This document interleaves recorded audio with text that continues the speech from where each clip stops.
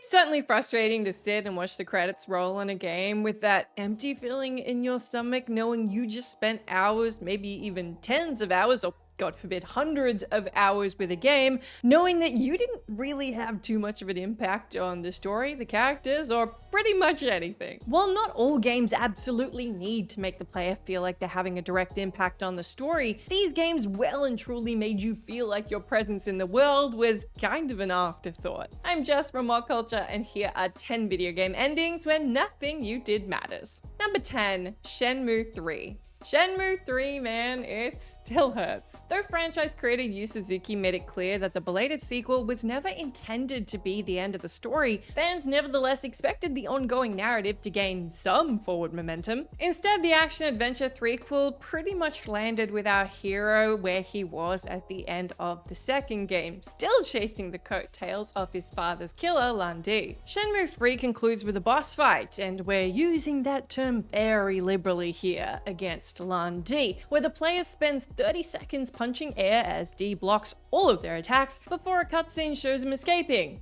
Again, the end. For fans who'd waited almost 20 years to see some sort of story progression, that felt like a slap in the face, an almost hilariously perverse refusal to give fans what they wanted. And given it seems like Shenmue 4 is really unlikely to get made at this point, that nothing burger of an ending really stings. Number 9, Far Cry 5. Far Cry 5's two proper endings are both so utterly defeating, it's tough not to feel shortchanged by the whole experience. At the end of the game, players are given two choices. You can walk away from Joseph Seed and his Doomsday cult, or you can take him out. If you walk away, the game ends with the player character succumbing to Seed's brainwashing. But if you decide to resist, a nuclear bomb detonates before you end up handcuffed in Seed's bunker and forced to become his companion. Basically, Seed comes out on top regardless, and you're definitely left feeling like at the very end of the game, nothing you really did up until that point tended to matter. That doesn't invalidate all the fun you had prior to the final stretch, but it's such an arbitrary downer, and it feels contradictory for a game with so much moment-to-moment freedom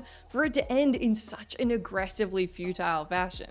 Number 8, Red Dead Redemption. Red Dead Redemption unforgettably climaxes with outlaw protagonist John Marston being betrayed by Bureau of Investigation agent Edgar Ross, resulting in John being shot to death by a gang of US Army officers. The game's epilogue then jumps forward 3 years, and instead of John, we play as his son Jack, 3 years in the future, who's hunting down Ross for some revenge. Though it's clearly satisfying to see Ross get what's coming to him, it's also a slyly bleak outcome for Jack, who, rather than see his father's fate as a warning to do literally anything else with his life, has become an outlaw not unlike his late pa. As a commentary of how cycles of violence are perpetuated, it's fantastic, but make no mistake, it seems incredibly unlikely that anything but an untimely, brutal end awaits Jack sometime in the near future, just like his dad. At that point, as a player, you kinda ask yourself, what was it all for? And again, this one kinda does hit in a poignant way, but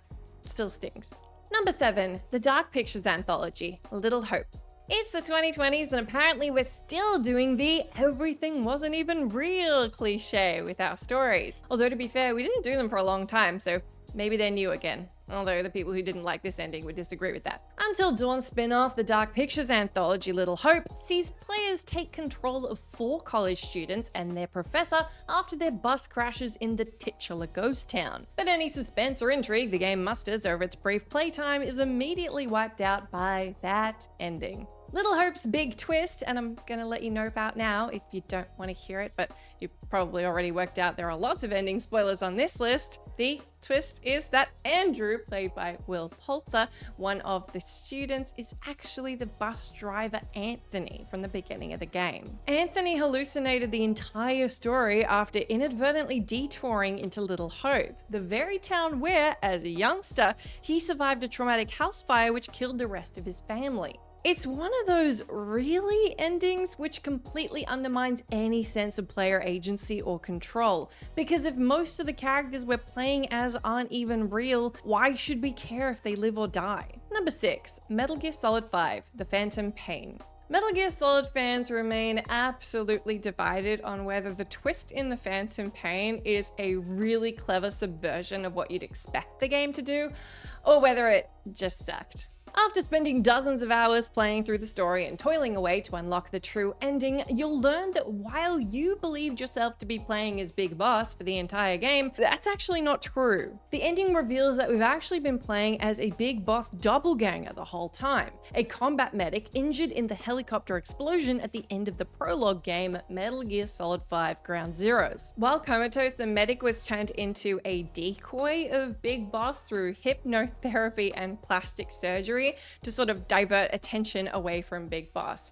Which, boy, if you didn't know, Kojima is a real mind screw, and if you do, yeah, that seems about right. Given that Metal Gear Solid 5 was marketed as the game which would depict Big Boss's descent into villainy, for Hideo Kojima to pull the rug out with a gotcha that made most of the game feel largely irrelevant to the series' lore was massively infuriating to a lot of players. Number 5, Mass Effect 3. There's arguably been no video game ending more vitriolic for fans than Mass Effect 3, and while the Mass Effect trilogy is undoubtedly one of the greatest trilogies in video games, boy did BioWare fumble it at the end there. I know, we talk about it a lot, but we'll stop talking about it when players stop being mad about it, and I know there are still players mad about it. Despite promising fans pre-release that the game's ending would take their collective decisions made throughout the trilogy into account, it ultimately boiled down to 3 color-coded choices, A, B, or C. And there was also a D, but same thing. After spending dozens, even hundreds of hours in the Mass Effect world and being promised a climax which would feel personal to each player's specific journey, limiting it to 3 fixed, frustratingly similar choices unsurprisingly left fans feeling hugely shortchanged.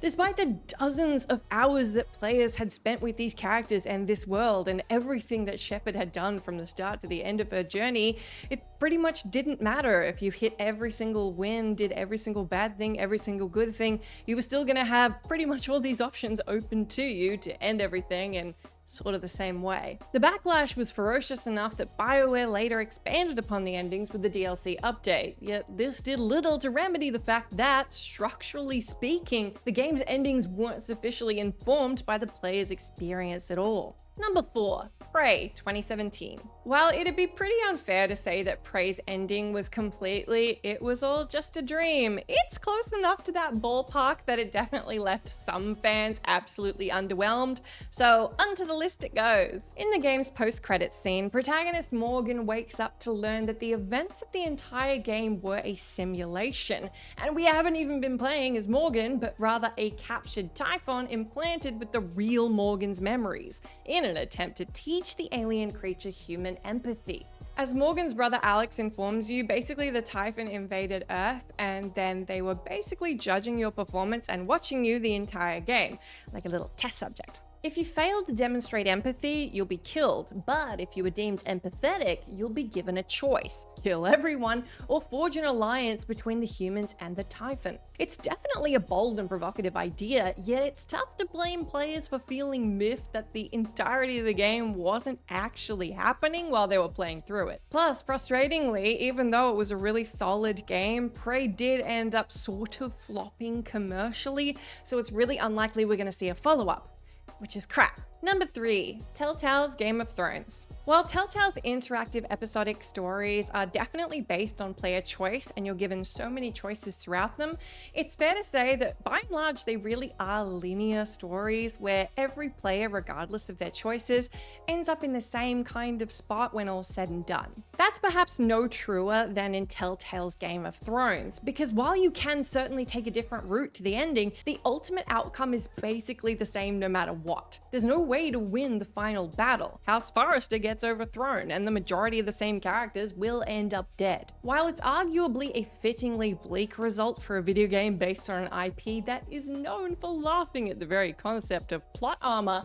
in a game that's supposedly sold on the notion of player choice, it can't help but sting that players are unable to effect a more fortuitous fate for the Forresters. By the end, you have that sad old feeling of emptiness inside, firm in the knowledge that despite all of your best efforts, everything was kind of inevitable. Number 2, Suicide Squad Kill the Justice League. It's probably appropriate that given how crushingly disappointed a lot of people were with Suicide Squad Kill the Justice League, you do arrive at an ending that feels like everything was pretty much pointless. Though the final boss is iconic alien interloper Brainiac, we learn near the end of the game that Brainiac has been working with a dozen other Brainiacs from different dimensions who are combining their might to take over the entire multiverse. Basically, you're gonna have to do this nonsense another dozen times to actually save the world. A rather transparent attempt to justify the game's live service gameplay loop, with the other Brainiacs being introduced to players through future seasonal DLC drops. The second Brainiac did pop up in the Season of the Joker DLC pack, but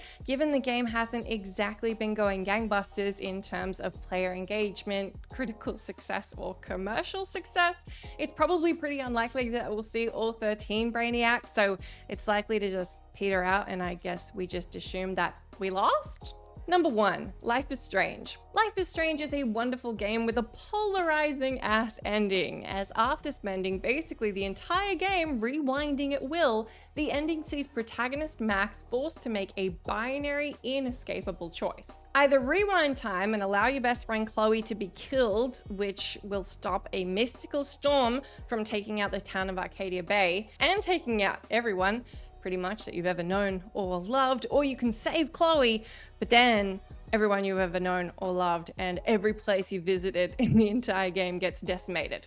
You got 2 options. For many, it felt like a frustratingly contrived attempt to rustle up an agonizing moral dilemma, and though the overarching message was that Max ultimately couldn't fight fate, suddenly snatching the player's reality warping abilities away and shoving them down to a 2-choice corridor left many hugely disappointed. No matter how you played the game up until this point, it really just boils down to Chloe or Arcadia Bay, and while I personally and many people enjoy the Bay versus Bay framing of it, like before anyone else or Arcadia Bay, it was still pretty annoying that it just came down to the illusion of choice, not actual choice.